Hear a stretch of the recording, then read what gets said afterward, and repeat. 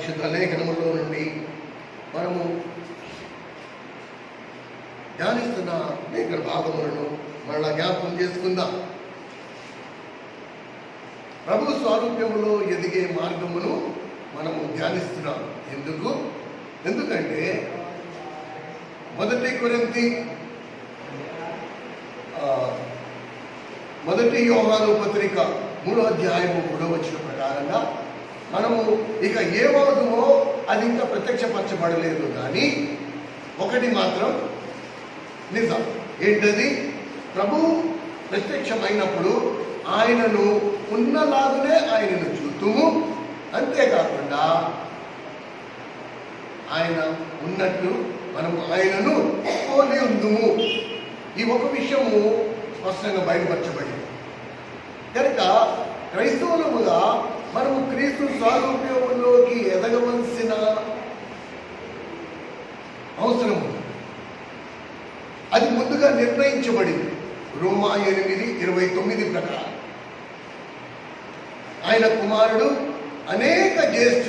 అనేకులలో జ్యేష్ఠుడగునట్లు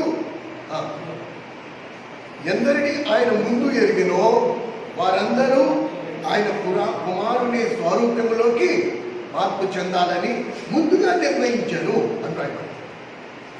కనుక ఈ మాటలను బట్టి ఒకటి నిఖరం, దేవుని రాజ్యము ఎప్పుడు ఎత్తబడతాము? శ్రమలు ఉంటాయా? శ్రమలకి ముందు ఎత్తబడుతుందా? శ్రమల తర్వాత ఎత్తబడతాయా? ఇవి తర్వాత. అసలు దేవుని రాజ్యానికి మనం అర్హత సంపాదించుకోవాలి అంటే మొట్టమొదటి అర్హత మనలో ఉండవలసింది ఏంటంటే క్రీస్తు స్వరూప్యం. ఇది దేవుడు ముందుగా నిర్ణయించాడు. అది కూడా దేవుడు తన మాటల్లో బయలుపరిచాడు. నేను ఇది ముందుగా నిర్ణయించాను. భూమి పునాదులు వేయబడక ముందరే నేను నిర్ణయించాను. ఏమని? నీవు నేను ఆయన కుమారుని స్వరూపంలోకి మార్పు చెందాలి. కనుక ఈ అంశాన్ని ధ్యానిస్తూ ఆయన సుదీర్ఘమైన వర్తమానం కొండ మీద ప్రసంగాన్ని ప్రసంగించాడు.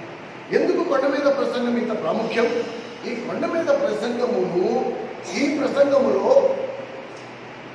ఏం చేస్తే మనం ప్రభు స్వరూపంలోకి మార్పు చెందుతామో దాని గురించి వివరాలు ఉన్నాయి. ప్రభు కొన్ని ఆజ్ఞలు గైకొనమని, ప్రభు కొన్ని ఆజ్ఞలు అనుసరించమని స్పష్టంగా వివరించారు. మనలో ఉండవలసిన కొన్ని 9 మంచి లక్షణాలు, మనలో ఉండకూడని 9 చెడ్డ లక్షణాలు.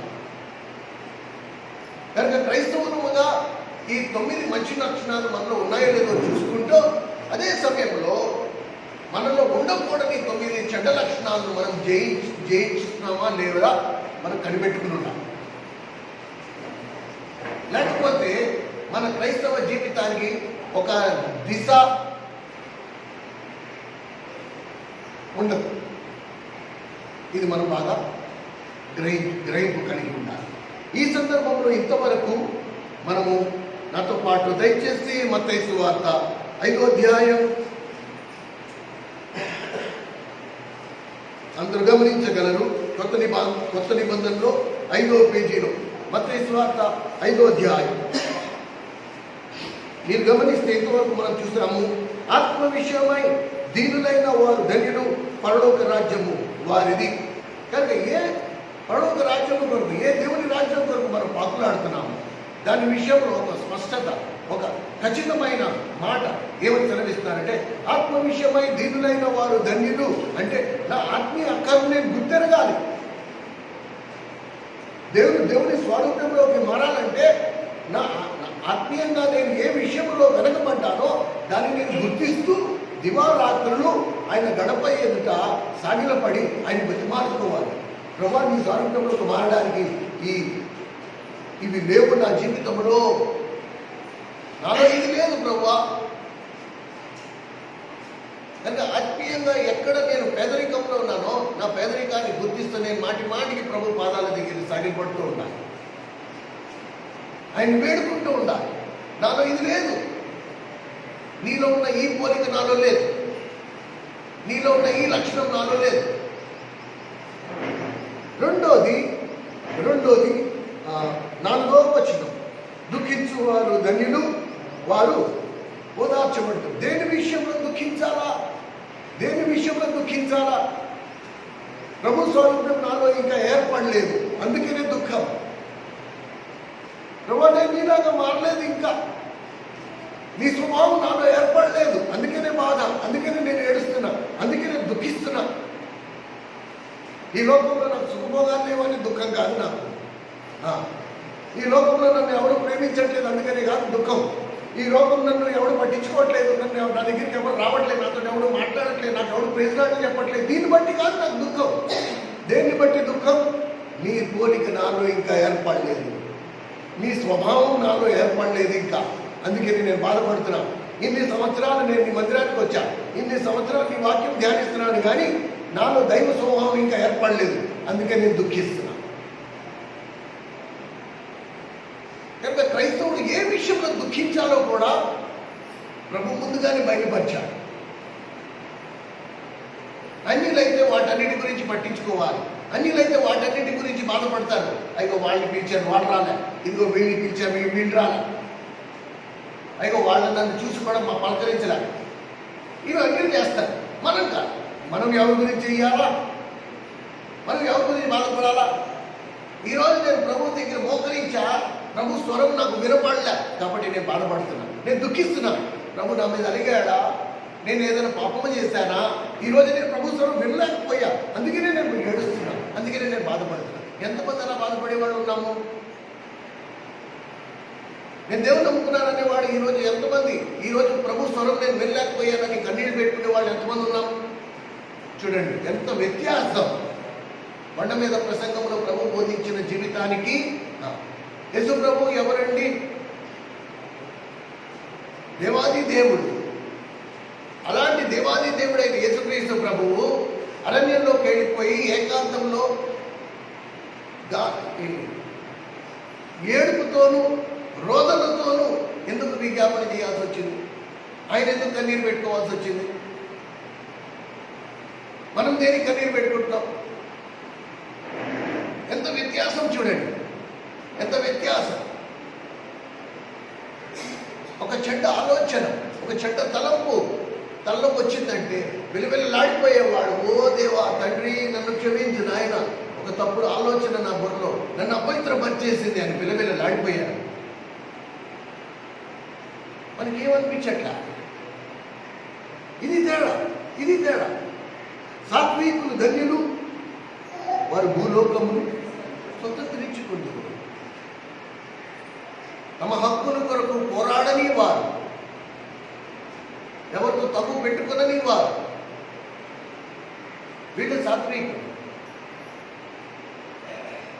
యేసుక్రీస్తు ప్రభువు ఆ మాట ఎంత స్పష్టంగా సెలవిచ్చాడు. మత్తయి సువార్త 11:29, నేను దీనుడను సాత్వికమైన మనసు గలవాడను కాబట్టి నా కాడి మీ మీద ఎత్తుకుని నా యొద్ద ఏం నేర్చుకోవాలా? సాత్వికంగా ఉండడం నేర్చుకోవాలి, హక్కుల కొరకు పోరాడకుండా మౌనంగా ఉండడం నేర్చుకోవాలి, శత్రువు దాడి చేస్తున్నప్పుడు ఎదురాడకుండా ఉండడం నేర్చుకోవాలి. ఈ లోకానికి విపరీతమైన బాట, ఎవరితో వాదన వేసుకోకుండా మౌనంగా ఉండడం నేర్చుకోవాలి.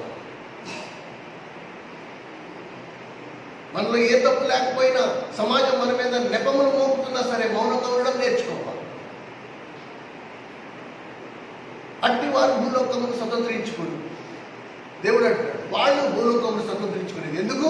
నేను వారి పక్షంలో పోరాడతాను కాబట్టి వాళ్ళు భూలోకాన్ని స్వతంత్రించుకుంటారు. ఇప్పుడు దేవుడు నమ్ముకున్న వాళ్ళు ఎలా ఉన్నాం మనము? మనది కానిది కూడా మనం రాత్రి గట్లు కలిపేసుకునే రకాలుగా మారిపోయాము. అది నాది కాదు, అయినా నా చేసేసుకోవాలి, నేను రాత్రి గట్లు కలిపేసుకోవాలి. ఏంట్రా అంటే వాళ్ళు దేవుని నమ్ముకున్నారు. అది చూసారా ఎంత వ్యత్యాసం దేవుని మాటకు మనం. అలాగే నీతి కొరకు ఆకలిదప్పులు గల వారు ధన్యులు, వారు తృప్తిపరచబడుదురు. కనికరం గల వారు ధన్యులు, వారు కనికరం పొందుదురు. హృదయ శుద్ధి గల వారు ధన్యులు, వారు దేవుని చూచెదరు. ఇది గత వారం వరకు మనం ధ్యానించిన వాక్య భాగం. ఈరోజు మనం ధ్యానించవలసిన మాటను ఒకసారి జ్ఞాపకం చేసుకుందాం. 9వ వచనం. సమాధానం వచ్చేవారు ధన్యులు, వారు దేవుని కుమారులు అనబడి. సగటు క్రైస్తవునికి ఉన్న అభిప్రాయం ఏంటంటే వాళ్ళు దేవుని నమ్ముకున్నారు కాబట్టి వాళ్ళు దేవుని కుమారులు అయిపోయారు. కానీ దేవుని నమ్ముకున్న వాళ్ళందరూ దేవుని కుమారులేనా కుమార్తెలేనా? కాదు. ఇప్పుడు దేవుని నమ్ముకున్న వారందరూ దేవుని కుమారులు కుమార్తెలేనా? కాదు. అంటే లేఖనం ఏం చెప్తుంది? కాదు, అందరూ కుమారులు కుమార్తెలు కాదు. నో. యోహాను సువార్త 1వ అధ్యాయం 12వ వచనం ఏం రాసిందంటే, ఆయనను ఎందరూ అంగీకరించారో, ఆయనను ఎందరూ విశ్వసించారో వారందరికీ ఆయన దేవుని పిల్లలగుటకు. చదువుదాం. యోహాను సువార్త 1వ అధ్యాయం. యోహాను సువార్త 1వ అధ్యాయం.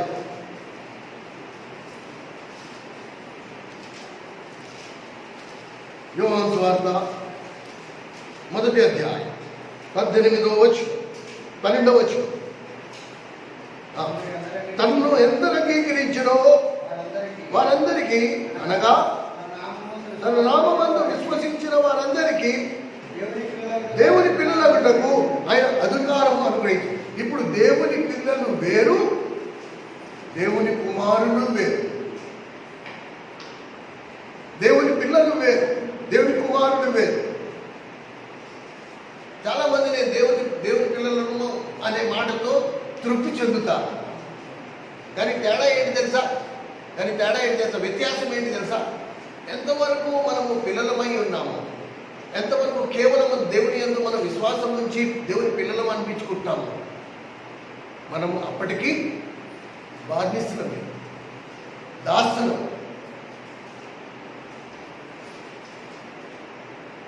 దేవుడు మనల్ని దాసులుగా కాదు, తనకి కుమారులుగా ఎంచుకున్నాడు. దేవుడు ఏం కోరుకున్నాడు? మనము ఆయనకు కుమారులుగా కుమార్తెలుగా ఉండాలని కోరుకున్నాడే కానీ పిల్లలుగా ఉండడం అని కోరుకోలేదు. ఎక్కడ రాస్తుంది ఇలాగా? ఎక్కడ రాస్తుంది పిల్లలమైతే? గలతీయులకు రాసిన పత్రిక 4వ అధ్యాయం 1వ వచనం. గలతీ 4:1.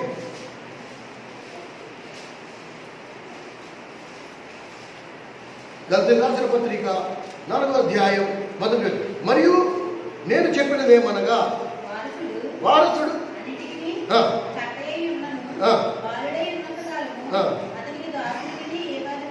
చూసారా? మరియు నేను చెప్పినదేమనగా, వారసుడు అన్నిటికీ కర్తయ్య ఉన్నను, బాలుడై ఉన్నంత కాలం, అంటే పిల్లలుగా ఉన్నంత కాలం అతనికి దాసునికి ఏ భేదమును లేదు. కనుక ఎవరైతే పిల్లల్లాగా ఉన్నారు, పిల్లల్లాగా ఉండడం అంటే ఏంటి? మంచి చెడు తెలియకపోవడం, బాధ్యత లేకపోవడం, విచ్చలవిడిగా ఉండడం. చిన్నపిల్లలు ఎలా ఉంటారు అలా. కనుక దేవుల్లో చిన్నపిల్లలుగా ఉన్నవారు బాధ్యతలే తప్ప కుమారులు అయితే కాదు. కుమారులు ఎవరు? బాధ్యత గలవారు. ఎవరితో అయితే ప్రభు కూర్చుని కొన్ని విషయాలు చర్చించగలడో, ఎవరితో అయితే ప్రభు కూర్చుని కొన్ని నిర్ణయాలు తీసుకోగలడో, ఎవరితో పడితే. ఇంటి యజమానుడు తండ్రి 9 పిల్లలు ఉన్నారనుకో, 9 పిలవడు. ఎవరిని కేకేస్తాడు? అందరికంటే పెద్దోడిని పిలుస్తాడు. ఎందుకంటే వాడు పెద్దోడు, వాడికి బాధ్యత తెలుసు, లౌక్యం ఉంది, కాస్త జాగ్రత్తగా మెసులుకుంటాడు. కాబట్టి పెద్దోడిని మాత్రమే కేకేసుకొని పొలం గట్టుకెళ్ళి అక్కడ చర్చిస్తాడు. అరే పరిస్థితిలా ఉంది, ఏం చేద్దామంటావు? అలాగే ప్రభువు కూడా 12 మంది శిష్యులున్నా సరే తనతో గూఢమైన సంగతులు చర్చించడానికి ఎంతమందిని తీసుకెళ్ళాడు? 3 12 మందిని తీసుకెళ్ళాడు.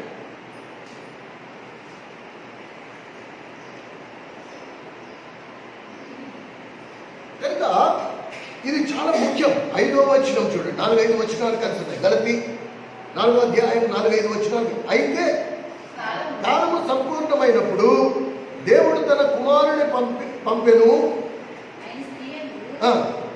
పుట్టి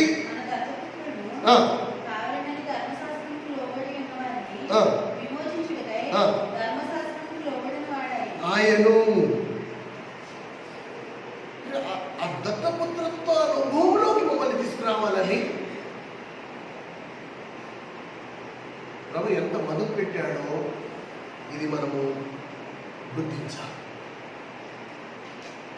కనుక సమాధానపరచువాడు ధన్యుడు, వాడు దేవుని కుమారుడు. ఎవరితో సమాధానము? సమాధానము 3 రంగాలలో కలిగి ఉండాలి. ప్రతి క్రైస్తవుడు 3 రంగాలలో సమాధానం కలిగి ఉండాలి. ఒకటి, తన సొంత హృదయంలో సమాధానం కలిగి ఉండాలి. మనిషి హృదయం నెమ్మదిగా ఉండదండి. ఎప్పుడు ఏదో ఒక కలవరం, ఎప్పుడు ఏదో ఒక భయం, ఏదో ఒక ఆందోళన. కారణం దీనికేం లేదు, దేవునితో సహవాసం లేదు. అందుకనే వాడిలో సమాధానము లేదు. ఎందుకంటే దేవుడు సమాధానానికి కర్త. సమాధానానికి కర్త అయిన దేవునితో సహవాసం చేయకపోతే ఫస్ట్ నీ హృదయంలో సమాధానము ఉండదు. ప్రతి చిన్న దానికి భయం, ప్రతి చిన్న విషయానికి కలవరం. కనుక సమాధానం ఎక్కడ ఉండాలా? ఫస్ట్ నా హృదయంలో సమాధానం ఉండాలా. రెండోది, దేవునితో నాకు సమాధానం ఉండాలి. ఏ విషయంలో కూడా నేను దేవుని దగ్గరికి నేరుగా వెళ్ళి దేవుని కళ్ళల్లో కళ్ళు పెట్టి చూడడానికి నాకు ఒక్క క్షణం కూడా ఆలోచించాల్సిన పరిస్థితి రాకూడదు. కనుక ఎవరితో నాకు సమాధానం ఉంటుందో నేను నేరుగా ఆ వ్యక్తి దగ్గరికి వెళ్ళిపోయి నా బాధ నేను వెళ్ళగలుగుకోగలను. కానీ ఆయనకి నాకు పడట్లేదు. నేను మాట అనుకున్నా, మా ఇద్దరి మధ్యలో సహవాసం తెగిపోయింది. ఇప్పుడు నేను నేరుగా నీ దగ్గరికి స్వేచ్ఛగా రాలేదు. కనుక సగటు క్రైస్తవుడు దేవునితో సమాధానం ఉందో లేదో గమనించుకోవాలి, కనిపెట్టుకోవాలి. మూడవది, ఒకడితో ఒకడు. అందుకనే ఇస్తారు మోస్ట్ ఇంపార్టెంట్. నాకును దేవునికి, మా ఇద్దరికి మధ్యలో సఖ్యత ఉండాలి. మా ఇద్దరికి మధ్యలో సమాధానం ఉండాలి. మా ఇద్దరి మధ్యలో ఎడతెగని సహవాసం ఉండాలి. అలాగే నా తోటి సహోదరుడితో ఒకరితో ఒకరు నాకు సమాధానం ఉండాలి. సంఘంలో ఉన్న వారందరితో నాకు సమాధానం ఉండాలి. This is very very important. కనుక ఈ 3 రంగాలలో నా అంతరంగంలో నాకు సమాధానం ఉండాలి. ఏ విషయంలో నా హృదయం కలవరపడకూడదు, ఏ విషయంలో నా హృదయం ఎగిరెగిరి పడకూడదు, ఏ విషయంలో నా హృదయం భయపడకూడదు. ఇది ఎప్పుడు నెమ్మదిగా ఉండాలి.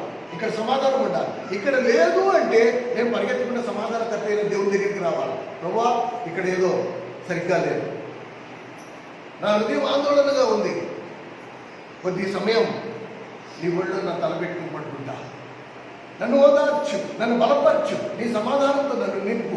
ఈ హృదయం ఎగిరెగిరి పడుతుంది, దీన్ని నిమ్మలపరచు. దీన్ని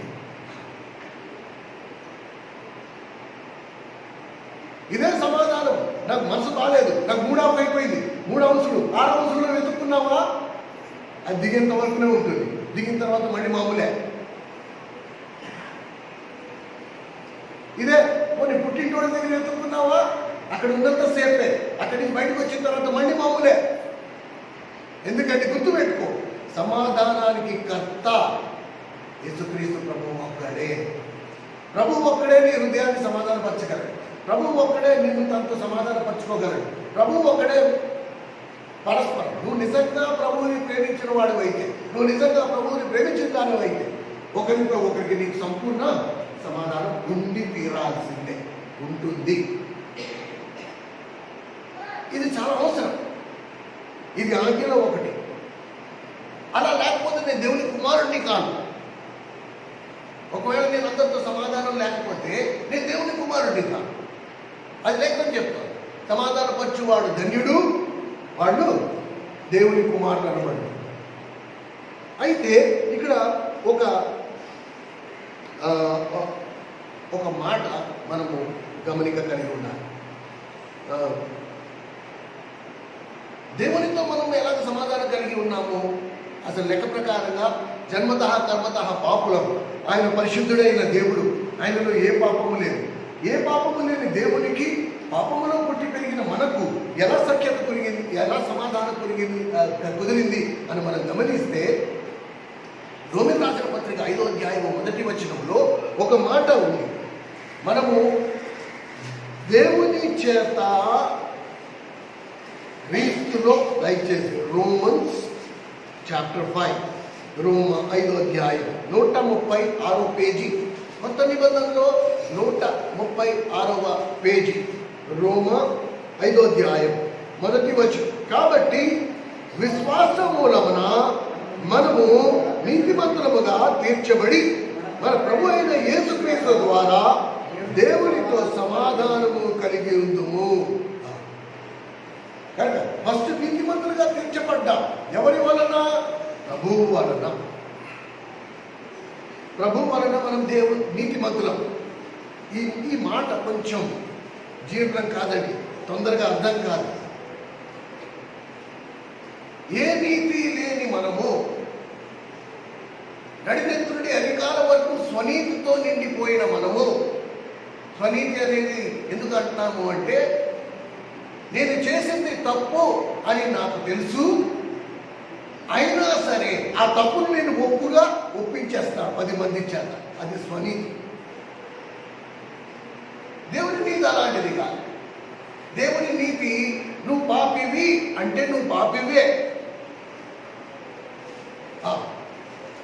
అందులో 2 మాటలేదు. మళ్ళీ నువ్వు ఆదరేసుకోవడానికి 10 మంది సాక్ష్యాన్ని కాకేసి 10 మంది చేత కాదు నేను పాపిని కాదు అంటే నువ్వు పాపివి కాకుండా ఉండిపో. ఇది దేవుని నీతి. స్వనీతి ఏంటంటే, నేను చేసింది తప్పు, నేను చేసింది పాపము అని తెలిసినా కూడా నేను ఒక 10 మందిని కేకేసుకుని 10 మందికి చెరో 100 రూపాయలు ఇచ్చేసరే నేను చేసింది పాపం కాదని చెప్పండి అంటే వాళ్ళు 10 మంది చెప్తారు. సమాజంలో అది పాపం కాకుండా అయిపోతుంది. అది స్వనీతి. కానీ దేవుని దగ్గరికి వచ్చిన వారు, దేవుని నమ్ముకున్న వారు, ఇప్పుడు క్రీస్తు ద్వారా మనం నీతిమంతులుగా తీర్చబడ్డాం. ఎలా? ఇది ఫస్ట్ అర్థం చేసుకోవాలి. ఈరోజు ఒక విషయం చెప్తా, చాలా మందికి ఇది జీర్ణం కాదండో. ఈరోజు నా ప్రభువు ఎంత నీతిమంతుడో నేను కూడా అంతే నీతిమంతుడు. ప్రభు నాకంటే ఆవగింజంత ఎక్కువ నీతిమంతుడు కూడా కాదు. ఇది మిగతా సంఘాల్లో ఈ మాట చెప్పాననుకో, ఈయన దేవదూషణ చేస్తున్నాడు, దేవునితో తనకు తాను సమానంగా ఏం చేసుకుంటున్నాడు. కానీ ఇది నిజం. This is true. ఈరోజు యేసుక్రీస్తు ప్రభువు నాకంటే ఆవగింజంత ఎక్కువ నీతిమంతుడు కాడు. ప్రభు ఎంత నీతిమంతుడో నేను ప్రభువుకి సమానంగా అంతే నీతిమంతుడు. ఎలా సాధ్యమవుతుంది? అది ఎలా సాధ్యమవుతుంది? మనం నీతిమంతులం ఎలాగయ్యాము? ఇదే రోమన్ రాసిన పత్రిక 5వ అధ్యాయం 9వ వచనం చూడండి. కాబట్టి ఆయన రక్తం వలన ఇప్పుడు నీతిమంతులముగా తీర్చబడి మరింత నిశ్చయముగా ఆయన ద్వారా ఆ ఉగ్రత నుండి రక్షింపబడుదుము. ఇది 2వసారి ప్రభు బల్లగుద్ది చెప్తున్నాడు. అపోస్తలుడైన పౌలు రోమీయులకు రాస్తూ చెప్తున్నాడు. ఎందుకు ఈ మాట ఇంత ధైర్యంగా చెప్పగలము అని మనం గమనిస్తే,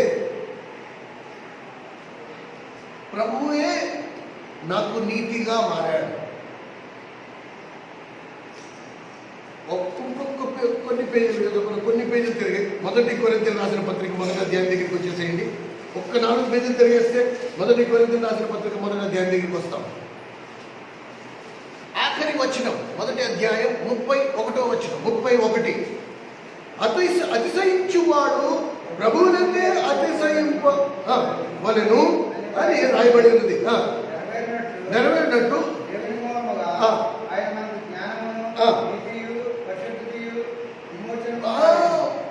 ఇప్పుడు ప్రభువే మనకి నీతి అయ్యాడు. ఇప్పుడు చెప్తాం, ప్రభు ఎంత నీతిమంతుడో నేను కూడా ఆ ప్రభువుకి సమానంగా నీతిమంతుడని ఎలా చెప్తాను? మీరు జాగ్రత్త. యేసుక్రీస్తు ప్రభువు మనందరికీ ఏమై ఉన్నాడు? శిరస్సు అయి ఉన్నాడు. శిరస్సు అయిన యేసుక్రీస్తు ప్రభువు నీతిమంతుడైతే ఆ శిరస్సు కింద ఉన్న శరీరమందు మనం అందరం ఉన్నాం. సరేనా? ఎప్పుడైనా సరే ముండెము ఒక చోట, తలకాయ ఒక చోట విడివిడిగా కనపడదు. శరీరం మొత్తం నడినెత్తుని అది కాలం వరకు ఉంటుంది. ఒకవేళ శరీరం ఉన్న నువ్వు నేను మనము శిరస్సు అయిన యేసుక్రీస్తు ప్రభువుతో పాటు కనెక్షన్, సంబంధం కలిగి ఉంటే ప్రభు ఎంత నీతిమంతుడో నేను కూడా అంతే. మళ్ళీ చెప్తున్నా జాగ్రత్త. అందరూ కాదు, అస్మాన్ అందరూ కాదు. యేసు ప్రభు మళ్ళీ జాగ్రత్తగా వినండి. యేసు ప్రభు శిరస్సు అయితే ఆ శిరస్సు కింద ఉన్న శరీరంలో నువ్వు ఉంటే ప్రభు ఎంత నీతిమంతుడో నువ్వు కూడా సమానంగా అంతే నీతిమంతుడా. ఇప్పుడు మనం ఉన్నామా లేదా ఎలా తెలుస్తుంది? శిరస్సు అయిన యేసుక్రీస్తు ప్రభు కింద ఉన్న ఆ శరీరంలో నేనున్నాను అని ఎలా చెప్పగలం మనము? దానికి కన్ఫర్మేషన్ ఎవరిస్తారు?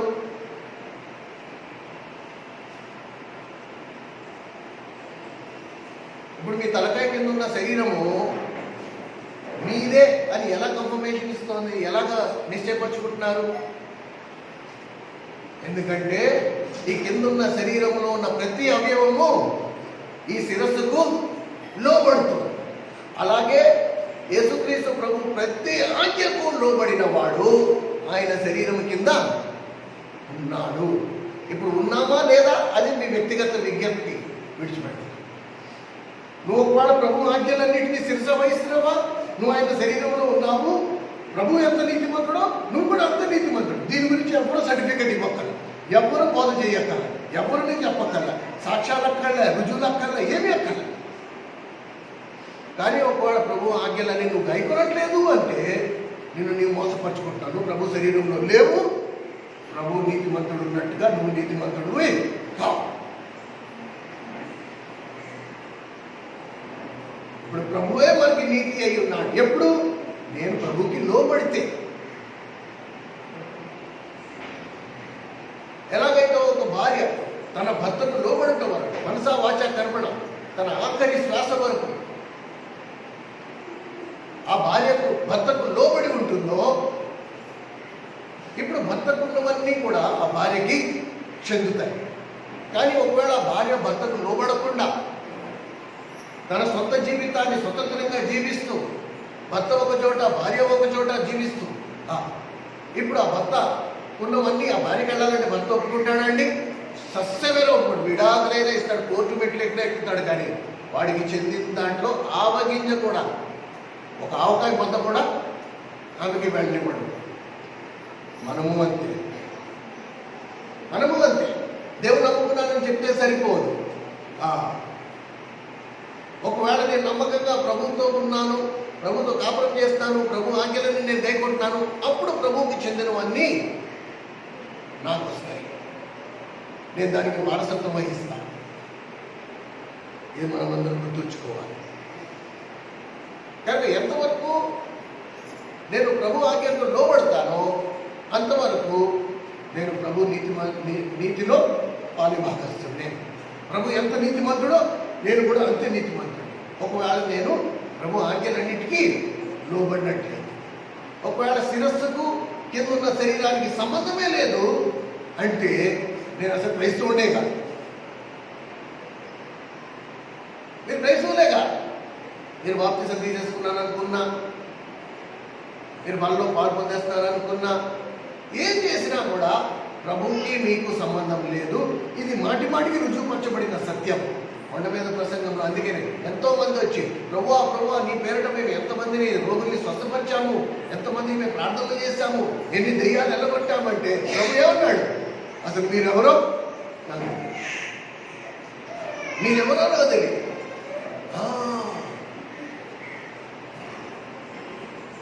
మనమందరం ఇది గుర్తుంచుకోవాలి.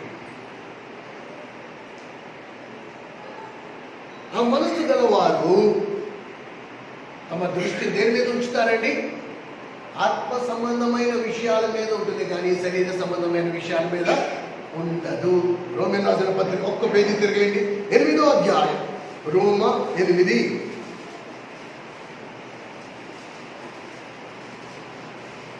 6వ వచనం. రోమన్ రాసిన పత్రిక 8వ అధ్యాయం 6వ వచనం.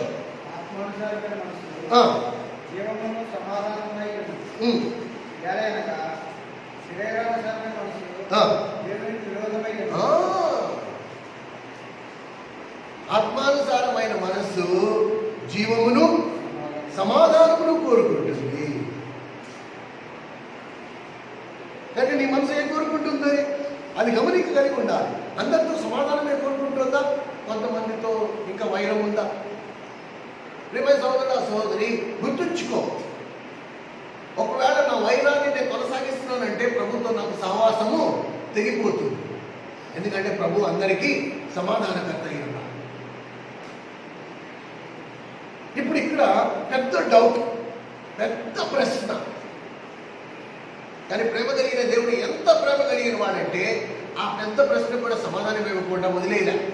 ఇప్పుడు పెద్ద ప్రశ్న ఏంటంటే, ప్రభువా నీ ఆజ్ఞ మేరకు నేను అందరితో సమాధానంగా ఉంటా, కానీ ఒకవేళ నా సహోదరుడైనా సహోదరి అయినా అవతల పక్క నుంచి నాతో సమాధాన పడకపోతే అప్పుడు నా పరిస్థితి ఏంటి? ఇప్పుడు ప్రతి నేను ఏదైనా విషయంలో మాట అనుకున్నాం, కలవలేదు, మా ఇద్దరికి తెగింది. ఇప్పుడు నా తరపు నుంచి నేను సమాధాన పడిపోయా. చెల్లి నన్ను క్షమించు, బహుశా నా మాట నీకు సరిగా అర్థం కాలేదేమో, నువ్వు అది మనసులో పెట్టుకున్నావేమో, నన్ను క్షమించమ్మా అని నా స్వార్థాన్ని బట్టి నేను సమాధాన పడిపోయా అని మూడు తిప్పేసుకుంది అనుకున్నాం. పోనీ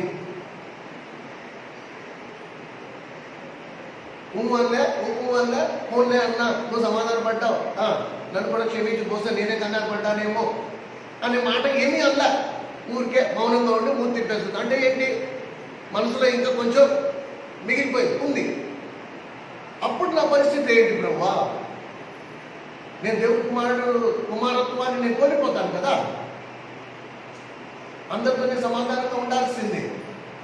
అద్భుతమైన దేవుడు, మళ్ళీ చెప్తున్నాను, ఏ ఆజ్ఞలో ఇది నరాయింపు లేదు, ఈ ఒక్క ఆజ్ఞలో తప్ప.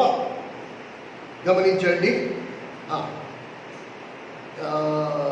ఎక్కడ రాసిందంటే రోమి రాసిన పత్రిక 12వ అధ్యాయం, రోమా 12.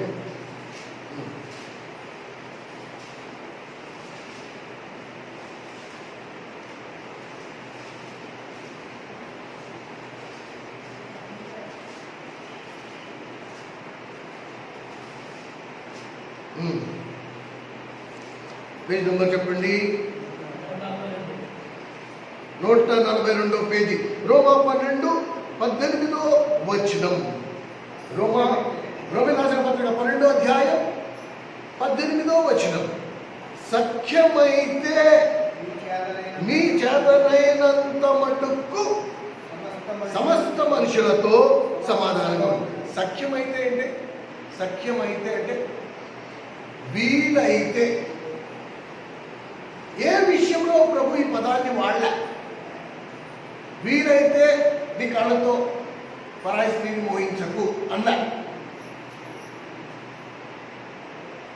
నీ కళ్ళతో నువ్వు పరాయి స్త్రీని మోహించావా, నువ్వు వ్యభిచారం చేసినంత పాపం అన్నాడు. వీలైతే నీతోటి సహోదరు మీద కోపగించకు అన్నా. నీతోటి సహోదరు మీద కోపగించకు, అంతే. కోపగించావా నువ్వు చచ్చావే. మొత్తం బైబిల్ గ్రంథంలో ఈ ఒక్క విషయంలోనే ప్రభు అన్నాడు, వీలైతే, సఖ్యమైతే నీకు చేతనైనంత మటుకు అందరితో సమాధానం.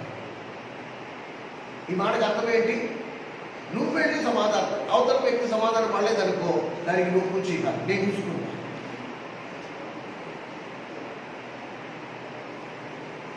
ఈ విసులుబాటు, ఈ సౌకర్యం కేవలం ఈ ఒక్క ఆజ్ఞ విషయంలో మాత్రమే. అన్ని మిగతా విషయాలు అలా లేదు. అస్మా దీన్ని తీసుకెళ్ళి ఇంకెక్కడైనా తగిలించారు కనుక వీలైతే అన్నాడు, సఖ్యమైతే అన్నాడు. కాబట్టి సఖ్యమైతే కేవలం సమాధానం వరకు మాత్రమే. నువ్వు వెళ్ళి సమాధానం పడు, అవతల వ్యక్తి సమాధానం పడలేదనుకో వదిలేసి, నో ప్రాబ్లం. సాధ్యమైనంత వరకు నువ్వు మాత్రం సమాధానం కలిగి ఉన్నావు అందరికీ. ఇది చాలా అవసరం, ఇది చాలా అవసరం. కనుక మన మనస్సు ఆత్మ సంబంధమైన విషయాల మీద ఉంచినట్లయితే ఏమవుతుంది? యెషయా గ్రంథంలో వాగ్దానం ఉంది. మీరు కళ్ళారా ఎవరైతే కొండ మీద ప్రసంగం చేస్తున్నారో ఆయన్ని మీరు కళ్ళారా చూస్తారు. ఇది ఒకెత్తు. యెషయా గ్రంథం 30వ అధ్యాయం. యెషయా గ్రంథము 30వ అధ్యాయం.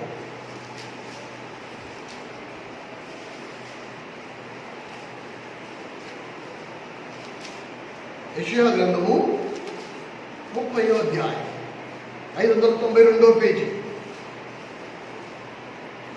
అందులో మీరు 20వ వచనాన్ని గమనించండి. ప్రభువు నీకు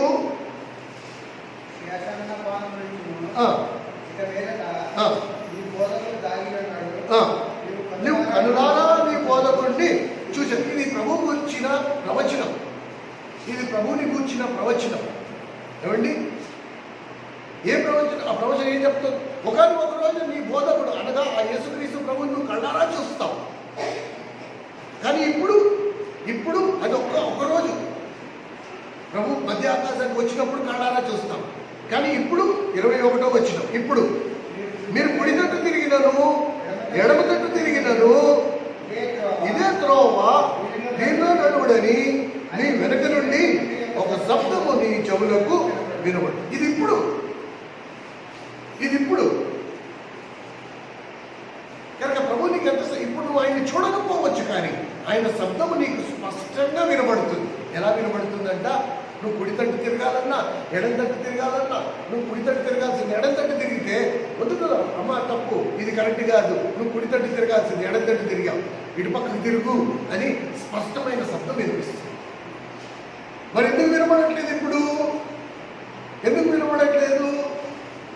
ఎందుకు వినపడట్లేదంటే వినపడకపోవడానికి కారణం నేను ఎవరితోనో సమాధాన పడకుండా ఉన్నాను. ఎవరో మిగిలిపోయారు, ఎవరో ఒకరితో నాకు సమాధానం లేదు. తద్వారా ఇప్పుడు ఏమైపోయింది? దేవుని స్వరం కూడా నాకు వినపడడం మానేసింది. ఇప్పుడు నాకు వినపడట్లా. యెషయా గ్రంథం 30వ అధ్యాయం 21వ వచ్చిన వాగ్దానం నెరవేర్చబడట్ల. ఇక దేవుడు నన్ను ఏ తట్టు తిరగాలో నాకు చెప్తున్నాడే కానీ నాకు వినపడట్లా. నా జీవితంలో నేను వేసే అడుగులన్నీ తప్పుడు అడుగులే వేస్తున్నా. కారణం నేను ఎవరితో నేను సమాధానం పడ్డా. తన నోటి మాటతో నడిపించే దేవుడు నువ్వు ఎటు తిరగాలో, ఎక్కడ ఆగాలో, ఎక్కడ అడుగు వేయాలో, ఎక్కడ వేయకూడదో, నువ్వు కుడికి తిరగాలో ఎడమికి తిరగాలో చిన్న పిల్లోడిని నడిపించినట్టు నడిపించాలని ఆశపడిన దేవుడు కేవలం నీ శరీర సంబంధమైన విషయాల్లో నువ్వు మనసుంచటం వలన, అన్యులు ఆలోచించినట్టుగా నువ్వు ఆలోచించటం వలన, నీ మూర్ఖపు బుద్ధి వలన ఏమైపోతుందంట? దేవుని స్వరం నీకు వినపడ్డం మానేసి. You are unable to hear the voice of God. కనుక మనము ఇది గుర్తుంచుకోవాలి. అందరితో సమాధానము కొనసాగించుకోవాలి. Very important. ఈ సమాధానం అనేది ఎలా పనిచేయాలి అంటే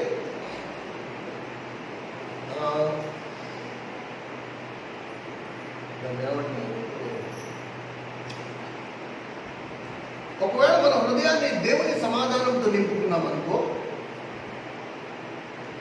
ఈ దేవుని సమాధానము మనల్ని హెచ్చరిస్తుంది, ఆగమంటుంది. ఎక్కడ నువ్వు తప్పటడుగు వేశావో అక్కడ నిన్ను ఆపేస్తుంది. కొలొస్సీయులకు రాసిన పత్రిక 3వ అధ్యాయం. కొలొస్సీయులకు రాసిన పత్రిక 3వ అధ్యాయం 123వ పేజీ. కొలొస్సీయులకు రాసిన పత్రిక 3వ అధ్యాయం.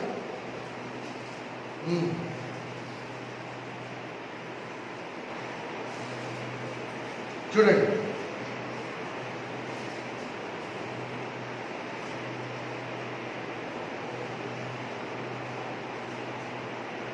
15వ వచనం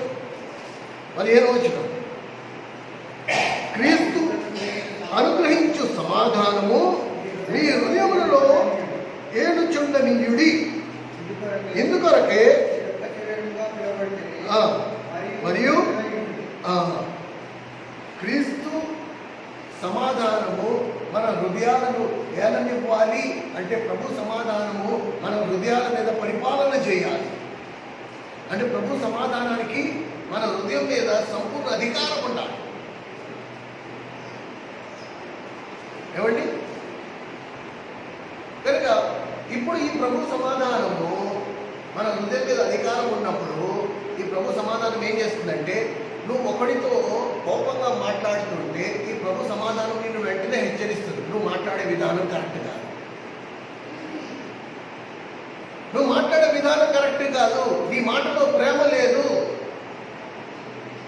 అందుకనే ప్రభు సమాధానము మన హృదయాలని ఏలనీయుడి అనే మాటకు అర్థమేంటి, మన హృదయాన్ని పరిపాలించాలి. ఏది కరెక్టు ఏది రాంగో ప్రభు సమాధానము నిర్ణయించాలి. నువ్వు నీ నోటంట మాట బయటికి వెళ్ళక ముందర ప్రభు సమాధానము దాని మీద ముద్ర వేయాలి. ఇప్పుడు నువ్వు పలకచ్చు. కనుక ప్రభు సమాధానము నీ హృదయాన్ని ఏలడం అంటే నువ్వు ఏం మాట్లాడాలో కూడా ప్రభు సమాధానమే నిర్ణయిస్తుంది. నోరుంది కదా అని నువ్వు వేసుకుని పడితే దేవుని స్వరం వినిపించే ధన్యతను కోరుకుంటాం. ఇది చాలా ఇంపార్టెంట్. మన జీవితంలో ఉన్నతమైన ఆత్మీయ ఆశీర్వాదాలు అనుభవించలేకపోవడానికి కారణం ఏంటంటే చిన్న చిన్న విషయాలలో నిర్లక్ష్యత, ప్రభు సమాధానాన్ని హృదయాన్ని ఏలనివ్వకపోవడం, మనమే పరిపాలించడం, మనమే నిర్ణయించడం, ఎవరితో మాట్లాడాలి, ఏం మాట్లాడాలి, ఎలా మాట్లాడాలి, ఎంత గట్టిగా మాట్లాడాలి, ఎక్కడ నోరు పారేసుకోవాలి, ఇవన్నీ మన ఇష్టానుసారంగా మనం చేస్తాం కాబట్టి దేవుని స్వరం మనకు వినిపించదు. ఏమండి? అందుకనే సమాధానము పరిశుద్ధత ఇవి రెండు నాణ్యానికి రెండు వైపులా. ఎబ్రిల్ రాసిన పత్రిక మీరు 12వ అధ్యాయము 14వ వచనంలో చూస్తే సమాధానము పరిశుద్ధత ఇవి రెండు విడతీయడానికి లేవు. నీ దగ్గర నువ్వు అందరితో నీకు సమాధానం లేదా, నీకు పరిశుద్ధత ఉండదు. నీ అందరితో పరిశుద్ధత ఉందా, నీకు అందరితో సమాధానం ఉండదు. అది లేకపోతే ఇది ఉండదు, ఇది లేకపోతే అది ఉండదు. రెండు వేరు చేయడానికి లేదు. ఎబ్రిల్ రాసిన పత్రిక 12వ అధ్యాయం హీబ్రూస్ చాప్టర్ 12 208వ పేజీ 14వ వచనం అందరితో సమాధానమును పరిశుద్ధతయు కలిగి ఉండుటకు ప్రయత్నించుడి. పరిశుద్ధత లేకుండా ఎవడును ప్రభువును చూడడు. చూసారా? పరిశుద్ధత, సమాధానం ఇవి రెండు నాణ్యానికి రెండు వైపులా.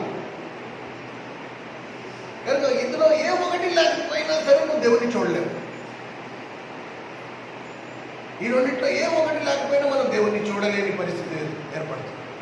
అందుకు మనం ఇది గుర్తుంచుకోవాలి. కనుక ప్రియమైన సహోదరుడు, సహోదరి, ఎప్పుడైనా గుర్తుంచుకో, ఇందులో మనందరికీ చిన్న స్వార్థం ఉంటుంది. కనుక ఏదైనా మాట మీద మనకి వైరం వచ్చింది, నిజమైన క్రైస్తవుడు వెంటనే వీడి సమాధాన పడతాడు. అవతల పక్క వాడు ఫస్ట్ రావాలి, వాడు వచ్చి నన్ను చిన్న క్షమాపణ అడగాలి, అప్పుడు నేను వెళ్ళి అడుగుతాను. ఇది క్రీస్తు సారూప్యం కానే కాదు. ఎందుకంటే మానవ నైజం, నేనెందుకు ఏంటి క్షమాపణ అడగాలి, ఫస్ట్ వాళ్ళు కూడా దేవుడు నమ్ముకున్నారు కదా, వాళ్ళే రాని.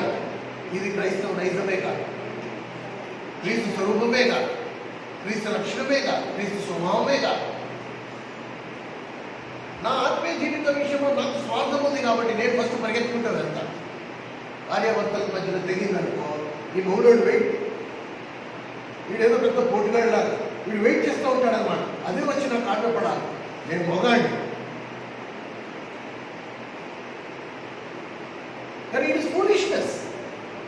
అది ఎంత మూర్ఖత్వం. ఆత్మీయ స్వార్థం నాకు ఉంటే నేను టైం వేస్ట్ చేసుకోవాలి. నేను ఫస్ట్ వెళ్ళి సమాధానం పడతాను. ఎందుకంటే నేను ఎదగాలి, నేను క్రీస్తు స్వామిలోకి రావాలి, నాకు ప్రభు కనబడాలి.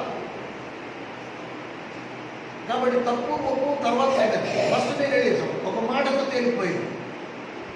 అమ్మ నేను కొంచెం తొందరపడ్డాను నిమిషం నుంచి గొప్ప సరిపోయి ఫినిష్, అకౌంట్ జీరో. లేకపోతే పెరిగిపోతూ ఉంటుంది, అకౌంట్ పెరిగిపోతూ ఉంటుంది. లేదా నేను ఎందుకు వెళ్ళాలా, అవతల పక్క వాడు ఫస్ట్ రావాలి కదా అని భార్య అనుకున్నా తనకి తానే గొయ్యితో ఉంటుంది, భర్త అనుకున్నా తనకి తానే గొయ్యితో ఉంటాడు. గుర్తుంచుకుందా. కనుక ఇది మనము గమనించాలి. మనకి హాని చేసిన వారి మీద ఇప్పటికీ ఒకవేళ మనము ఏదైనా కక్ష పెట్టుకున్నాం, కోపం కొంచెం హృదయంలో దాచుకున్నాము, ఇంకా సమాధానం లేదు, ఇలాంటి పరిస్థితి ఒకవేళ ఉంటే ప్రియమైన సహోదరుడా సహోదరి, మేరకు ఈ స్వభావం ప్రభుతో నీకున్న సంబంధం శాశ్వతంగా తెగిపోద్ది. సహవాసం, ప్రభుత్వ సహవాసం ఉండలేము. అందుకే సఖ్యమైతే అనే విసులుబాటు కలుగు చేశాడు. అవతల పక్కోడు వచ్చి నన్ను క్షమాపణ అడగాలని వేచి ఉండవు, నష్టపోతాం. నీ తరఫున నువ్వు బాకీ ఉంచుకో. కనుక ఇది మనము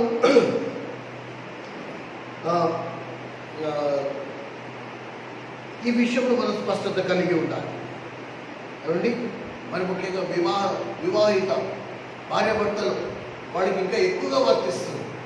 ఎందుకంటే సాతాను ఎక్కువ దాడి చేసేది వివాహ వ్యవస్థ మీదే. భర్తల మధ్యలో చిచ్చులు పెడతాడు, అగ్గిపుల్లలు గీసి వేస్తాడు, వాళ్ళిద్దరిని సమాధానం పడివ్వకుండా చేస్తాడు. నేనెందుకు అడగాలి, తనే వచ్చి అడగాలి అనుకుంటుంది భార్య, తనే వచ్చి నాతో సమాధానం పడాలనుకుంటాడు భర్త.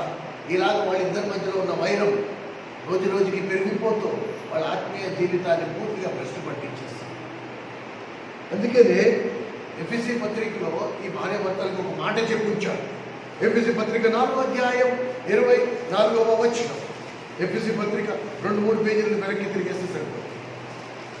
ఎఫెసీ పత్రిక 4వ అధ్యాయం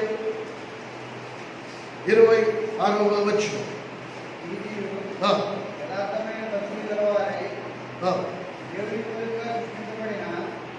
ఎఫెసీ అన్నా, ఎఫెసీ 4:26 కోపపడుడి కానీ పాపము చేయకుడి,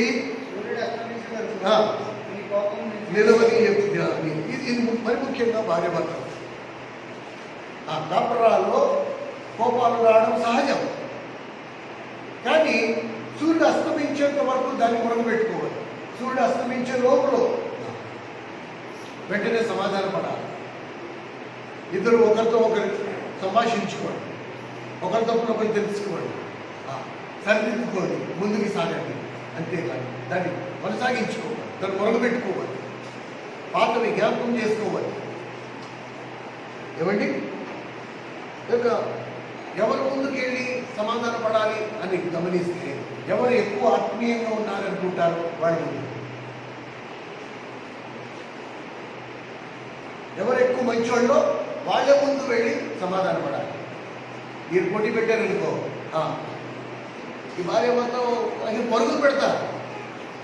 ఎందుకంటే వీడు భర్త ఎవరుకుంటాడు, నాకంటే మంచోడు లేడని, కాబట్టి వీడు పరిగెడతాడు. భార్య ఎవరుకుంటుంది, నాకంటే మంచిది ఇంకెవరు లేరు, నేను కాబట్టి కాపురం చేస్తాను అనుకుంటాను. ఇక తను పరుగు పెడుతుంది, ఇద్దరు పరుగులు పెట్టుకుంటాం, ఒకళ్ళు మాటేసుకుంటారు.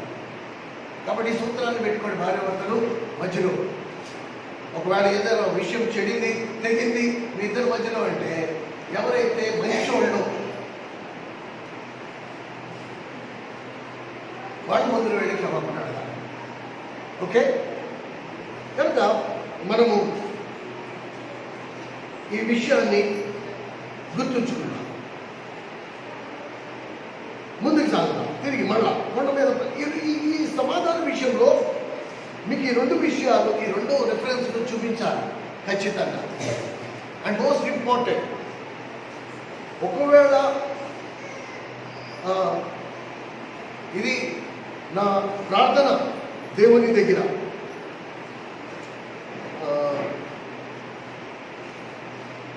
ఎవరైతే ఇంకా చిన్నపిల్లల్లాగా ఉన్నారో వాళ్ళని ప్రభు ఎదిగింపజేసి కుమారత్వంలోకి తీసుకురావాలి. ఎలా తెలిసింది ఇంకా చిన్నపిల్లలాగే ఉన్నారని? ఎలా తెలిసింది ఇంకా చిన్నపిల్లలాగే ఉన్నారని?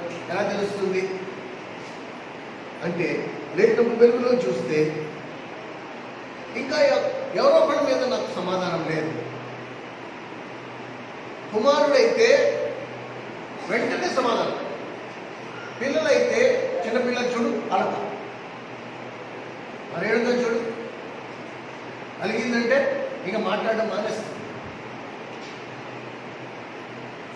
చిన్నపిల్లలు చూడు మాట్లాడడం మానేస్తారు, మొహం కొట్టుకుంటారు.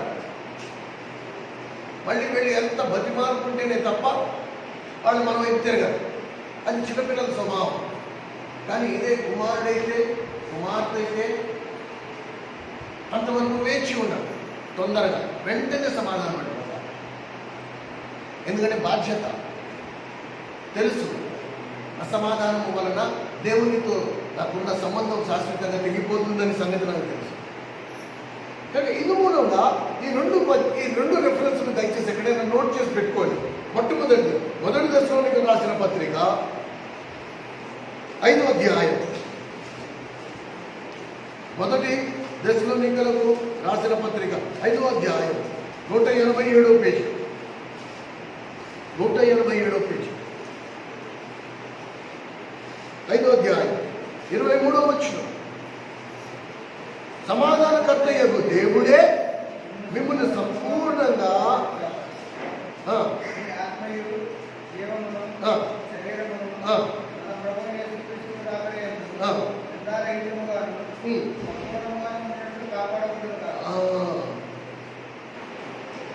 కనుక దేవుడే ఈ విషయంలో మనకి సహాయం చేయాలి. అందుకనే మనం దేవుని దగ్గరికి వెళ్ళాలి, సమాధానకర్తయ్యకు దేవుని దగ్గరికి వెళ్ళాలి. నా పరిస్థితి ఇలా ఉంది, ఎక్కడ లోపించింది, నా మనసు లోబడట్లేదు కనుక నువ్వు బాగు చేయి, దీన్ని సరి చేయి, నాకు లోబడే మనసు నన్ను చేయి. నేను అందరితో సమాధానం పడకపోతే నేను మీతో శాశ్వతమైన ఎడబాటు నాకు వచ్చేస్తుంది, అది నేను భరించలేను. రెండో రెఫరెన్స్ ఏంటంటే రోమిలికి రాసిన పత్రిక 16వ అధ్యాయం 20వ వచనం. సేమ్ ఇదే మాట అక్కడ కూడా. అయితే ఇది ఇంకా ముఖ్యం. రోమా 16వ అధ్యాయం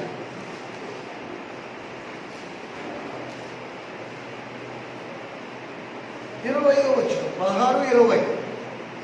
సమాధానకర్తయ్యకు దేవుడు సాతానును మీ కాళ్ళ క్రింద శీఘ్రముగా చితగద్రొక్కును కనుక మన ప్రభు అయిన యేసుక్రీస్తు కృప మీరు తోడై ఉండుగా. ఈ మాట జాగ్రత్త గమనించండి. సమాధానకర్తయ్యకు దేవుడు సాతానును మీ కాళ్ళ కింద శీఘ్రముగా చితగద్రొక్కును. ఇది ప్రామిస్, ఇది వాగ్దానం. మరి ఎందుకు చితగద్రొక్కలేదు? ఎందుకు సాతానుని మన కాళ్ళ కింద ఇంతవరకు చితగద్రొక్కలేదు? ఎందుకు సాతానికి ఇప్పటికీ నేను భయపడుతున్నాను? ఎందుకు సాతాను నా మీద పరిపాలన చేస్తూ ఉంది అని మనం గమనిస్తే దానికి రీజన్ ఏంటి? ఇప్పటికీ నాకు ఎవరి మీద సమాధానము లేదు. ఏ రోజు నేను అందరితో సమాధానం కలిగి ఉంటానో ఆ రోజు దేవుడి వాగ్దానం నెరవేర్చేస్తాను. సాతానుని నా కాళ్ళ కింద చితగద్రొక్కుతాను. కానీ నిజమైన క్రైస్తవుడు అయితే ఇది పరీక్షించి కనిపెట్టుకుంటూ ఉండాలి. సారికి నేను అందరితో సమాధానంగా ఉన్నానా? దేవుడు సాతాను నా కాళ్ళ ముందు చితగద్రొక్కాడా లేదా? చితగద్రొక్కలేదు అంటే నేను ఇంకా ఎవరితో సమాధానం పడాలి? ప్రభా నా జ్ఞాపకం చేయి, నేను మర్చిపోయాను, నాకు గుర్తు చేయి ప్రభా, నేను ఎవరితో సమాధానం పడాలి? అప్పుడు ప్రభు సాతాను మన కాళ్ళ కింద చితగద్రొక్కుతాడు. ఈ రెండు విషయాలు గుర్తుంచుకోండి. తిరిగి మూల పాఠం దగ్గరికి వద్దాం. మత్తయి సువార్త 5వ అధ్యాయం, మత్తయి సువార్త 5వ అధ్యాయం 10వ వచనం. నీతి నిమిత్తము హింసింపబడువారు ధన్యులు, పరలోక రాజ్యం వారు. నీతి విషయమై హింసించబడువారు ధన్యులు, పరలోక రాజ్యం వారి. ఎందుకు హింసించబడాలా? దేవుని నమ్ముకున్నారు అందుక కాదు. ఎందుకంటే వారు నీతిగా జీవించాలనుకుంటున్నారు. అందుకు వారు నీతిగా జీవించాలనుకుంటున్నారు. అందుకు కనుక దేవుని నీతిని అనుసరించి జీవించే వారికి హింసలు తప్పవు.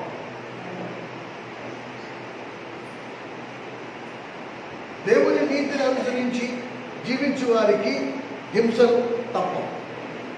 ఇది లేఖనమే చెప్తాడు.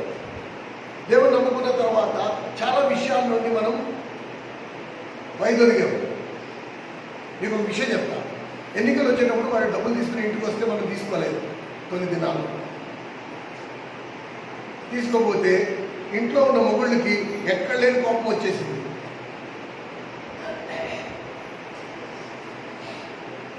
ఏమండి, మెల్లిమెల్లిగా వాళ్ళు కూడా మానుకున్నారు. కానీ ఆ కొద్ది రోజులు ఇంట్లో అసమాధానం, ఆ కొద్ది రోజులు ఆ భార్యని తోలనాడు. ఇది కేవలం నీతి కొరకు. నేను ఎందుకు హింసించాడు అంటే నువ్వు ఏదో పెద్ద ఘోరం నేరం చేసేసావు అని కాదు. దేవుని నీతి కొరకు నిలబడ్డావు. ఆ ఎన్నికల డబ్బులు నువ్వు తీసుకోలేదు, అందుకే హింసించావు.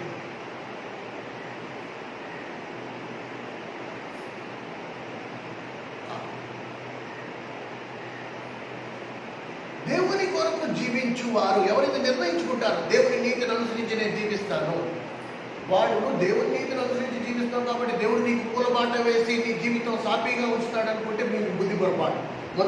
రెండో తిమోతికి రాసిన పత్రిక, తిమోతికి రాసిన 2వ పత్రిక భక్తులుగా తీయాలి. 2 తిమోతి చాప్టర్ 3 195, కొత్త నిబంధనలో 195వ పేజీ, 3వ అధ్యాయం, 2 తిమోతి 3వ అధ్యాయం 12వ వచనం. క్రీస్తు యేసునందు సద్భక్తితో బ్రతుకును ఉద్దేశించు వారందరూ హింస పొందుదురు. కనుక దేవుని కొరకు సద్భక్తితో జీవించిన ఉద్దేశించే వారందరూ హింస పొందుతారు, వాళ్ళు హింసింపబడతారు. ఎందుకంటే దేవుని నీతిని నువ్వు అనుసరిస్తున్నావు. ఈ లోకం దేవుని నీతిని వ్యతిరేకిస్తుంది కాబట్టి నిన్ను కూడా వ్యతిరేకిస్తుంది. ఆ రోజు దేవుని హింసించారు, నిన్ను కూడా హింసిస్తారు. ఇవి చాలా చిన్న విషయాలు. ఆ లెక్క చూస్తే ఇంతవరకు నువ్వు నేను దేవుని కొరకు ఎటువంటి హింస పొందలే. దేవుని కొరకు దేవుని నమ్ముకున్నందుకు, లేకపోతే దేవుని నీతిని అనుసరించినందుకు ఇంతవరకు ఎవరు నిన్ను హింసించలే. ఇది మనం అందరం గుర్తుంచుకోవాలి. ఏమండి, కనుక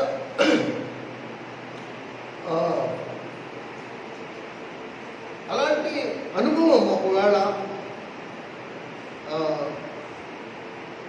మనకి ఇంతవరకు రాలేదు అంటే ఎక్కడో అక్కడ మనం కాంప్రమైజ్ అయిపోయినట్టే, ఎక్కడో అక్కడ మనం రాజీ పడిపోయినట్టే. దేవుని నీతి విషయమైన ఇంతవరకు ఒకవేళ మనం హింసించబడలేదు అంటే ఎక్కడో అక్కడ మనం రాజీ పడ్డట్టే. అంతవరకు అందుకని మనం ఇంకా హింసను అనుభవించాలి. సరేనా? ఇప్పుడు చివరిది ఆఖరి 5వ అధ్యాయం 11వ వచనం. మత్తయి సువార్త 5వ అధ్యాయం 11వ వచనం. ఇది 9వది. మొత్తం 9 మంచి లక్షణాలు ప్రభు స్వరూప్యంలోకి మార్పు చెందడానికి మనలో ఉండవలసినవి 9 మంచి లక్షణాలు. అందులో ఆ లిస్టులో 9వ మంచి లక్షణం ఇది.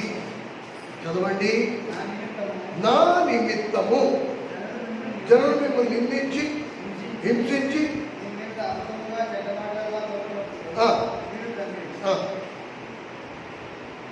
ఎప్పుడైతే ఇది ప్రభువు కొరకు సరేనా? అయితే ఇక్కడ మనం గమనించాలి. ఎంత ఆశ్చర్యం వేస్తుంది నిజంగా దేవుని వాక్యపు లోతుల్లోకి వెళ్తే. అసలు వాక్యంలో ఏం రాస్తుందో దానికి ఇప్పుడు టీవీలో సమాజాల్లో బోధించబడుతున్న వాక్యానికి ఎంత వ్యత్యాసం ఉందో చూడు. అపోస్తుడైన పౌలు తన సహోదరులు అంటే సంఘంలో ఉన్న వారిని బలపరిచాడు. అపోస్తుడైన పౌలు సంఘంలో ఉన్న వారందరినీ బలపరిచాడు. ఎలా బలపరిచాడు?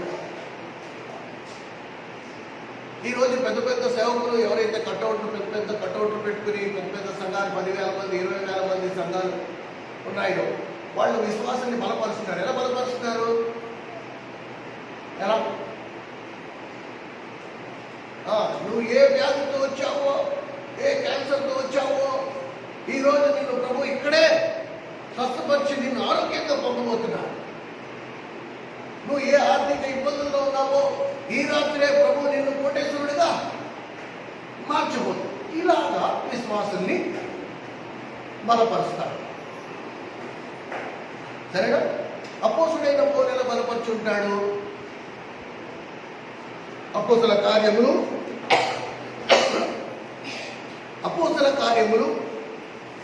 ఇదండి బోధకి ఉన్న వ్యత్యాసం.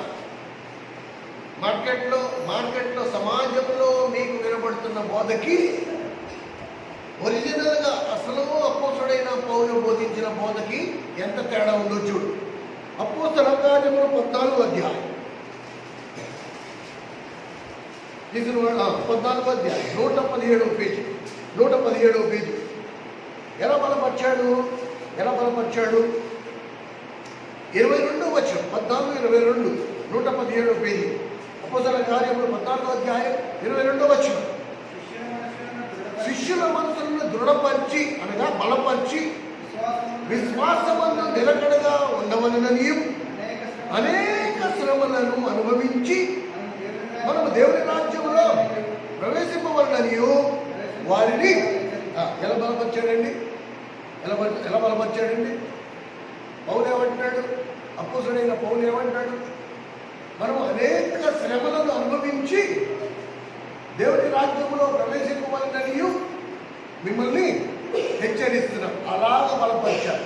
ఇదిగో మన కోసం పూలబాట వేస్తుంది, జీవగ్రంథంలో నీ పేరు రాసేశారు, ఇక్కడ మునిగితే అక్కడే తేలుతావు, ఇక నీకు అసలు తిరుగులేదు, ఈ రాత్రి నీకు లక్షాధికారం చేసేస్తాడు దేవుడు, నీ క్యాన్సర్ వ్యాధి తగ్గించేస్తాడు. ఈ మాటలు ఉన్నాయండి. ఇక్కడ ఏమంటున్నాడు? ఎలా బలపరిచాడు? దేవుడు నమ్ముకున్నావు కాబట్టి నా బాధలన్నీ తీరిపోతాయి అనుకుంటావా? కాదు. దేవుడు నమ్ముకున్నావు కాబట్టి నీ అప్పులన్నీ తీరిపోతాయి అనుకుంటావా? కాదు. దేవుడు నీ బాధలు తీర్చడానికి, నీ అప్పులు తీర్చడానికి కాదు. ఏంటంట? మనం అనేక శ్రమలు అనుభవించి దేవుని రాజ్యంలో ప్రవేశింపవలనని అపోస్తుడైన పౌలు వారిని హెచ్చరించి బలపరిచాడు. కానీ ఇప్పటి సేవకులు అలా బోధించట్ల. ఇప్పుడు సేవకులు ఏమంటున్నాడు? ఈ రాత్రి నువ్వు లక్షాధికారి అయిపోతావు, కోటేశ్వరుడు అయిపోతావు, ఈ రాత్రి నీ క్యాన్సర్ వ్యాధి దేవుడు మొత్తం తగ్గించేస్తున్నాడు, ఇంకేంటి? ఎంత వ్యత్యాసం ఉంది నేటి బోధనకి ఆనాటి బోధనకి. పౌలు అలా బోధించరా? మీరు ఇంటికెళ్ళాక చదవండి. ఇదే కొండ మీద ప్రసంగం లూకా సువార్త 16వ అధ్యాయంలో కూడా ఉంది. 22వ వచనం 23వ వచనం చూస్తే నా నిమిత్తం దేవుని నమ్ముకున్న నిమిత్తం, దేవుని నీతిని అనుసరించిన నిమిత్తం, ఒకవేళ జనం నిన్ను నిందించి, నిన్ను దూషించి, నిన్ను హింసించి, నీ మీద అబద్ధ మాటలు పలుకున్నప్పుడల్లా నువ్వు సంతోషించు అని చెప్తూ కొండ మీద ప్రసంగంలో కిందకి 16-17 వచనాల దగ్గరికి వచ్చినప్పటికి, మత్తయి సువార్త 5:16-17 వచనాల దగ్గరికి వచ్చినప్పటికీ అన్నాడు, మీరు ఈ లోకమునకు ఉప్పు అయి ఉన్నారు, మీరు ఈ లోకమునకు వెలుగు అయి ఉన్నారు. ఉప్పు వెలుగు దేనికి సదృశ్యంగా ఉంది అంటే నీ అంతరంగ జీవితానికి, నీ బాహ్యమైన జీవితానికి. ఉప్పు కంటికి కనపడదు. ఒక్కసారి కూరలో వేసావా, అందులో ఉప్పు వేసావా లేదా ఎలా తెలుస్తుంది? రుచిని బట్టి తెలుస్తుంది. కానీ ఇలా కెలిగేస్తే ఇది ఉప్పు, ఇది కూర అని విడతీయడానికి లేదు. అలాగే మన అంతరంగ జీవితం కంటికి కనపడదు. మనిషి మంచోడే, కానీ లోపల పరిస్థితి ఎలా ఉందో ఎవరికీ తెలియదు. అందుకని ప్రభు ఏమన్నాడు? నీ అంతరంగ జీవితం నిస్సారమైతే నీ అంతరంగ ఉప్పు నిస్సారమైతే అది ఎందుకు పనికిరాదు. బయట నువ్వు ఎంతో భక్తిపరుడిగా కనబడి ఎంతో నీతిని అనుసరించినట్టుగా నువ్వు జీవించినా లోపల ఒకవేళ సరిగ్గా లేదు అంటే ఎందుకు పనికిరాదు. అలాగే వెలుగు అందరికీ కనబడుతుంది. ఇది నీ బాహ్య జీవితం. నీ బాహ్య జీవితము అందరికీ కనబడాలి. నువ్వు వెళ్ళి 10 మంది చెప్పకూడదు, నేను దేవుని నమ్ముకున్నాను అస్మా, నేను ప్రసాదం ముట్టుకోను, నేను దేవుని నమ్ముకున్నాను అస్మా, నేను బొట్టెట్టుకోను, నేను దేవుని నమ్ముకున్నాను అస్మా, నేను ఇవన్నీ చేయను. నువ్వు చెప్పడం కాదు, అది అందరికీ కనబడాలి. విశ్వాసము లేని క్రియలు మృతం, క్రియలు లేని విశ్వాసం మృతం. కనుక మన వ్యక్తిగత జీవితము క్రియాపూర్వకమై ఉండాలి. నోటితో చెప్తే కాదు, ఎదుటి వారికి కనబడాలి. అప్పుడు మనం క్రైస్తవులు. కనుక ప్రియమైన సహోదరుడా సహోదరి, దయచేసి మీ అంతరంగ జీవితం గురించి ఆలోచన కలిగి ఉండండి. క్రీస్తు రుచి మీ లోపల నుంచి క్రీస్తు రుచి బయటికి వస్తూ ఉండాలి. ద టేస్ట్ ఆఫ్ క్రైస్ట్, ప్రభు రుచి మీ మాటల్లో జనానికి అందుతూ ఉండాలి. కదా అందరికి లేదంటే నిస్సారమైన ఉప్పు లోపల, అది కాళ్ళ కింద త్రొక్కవేయబడినకే కానీ దేనికి పనికిరాదు. నీ మాట ఎదుటి వారిని బలపరుస్తుందా? నీ మాట ఎదుటి వారిని ఆదరిస్తుందా? నీ మాట ఎదుటి వారిని చూసుకో. లేకపోతే నీ బోధంతా నా బాధ కొరికే అన్నట్టు. అలాగే మన బాహ్యమైన జీవితం దేవునికి అంగీకార యోగ్యంగా ఉందా?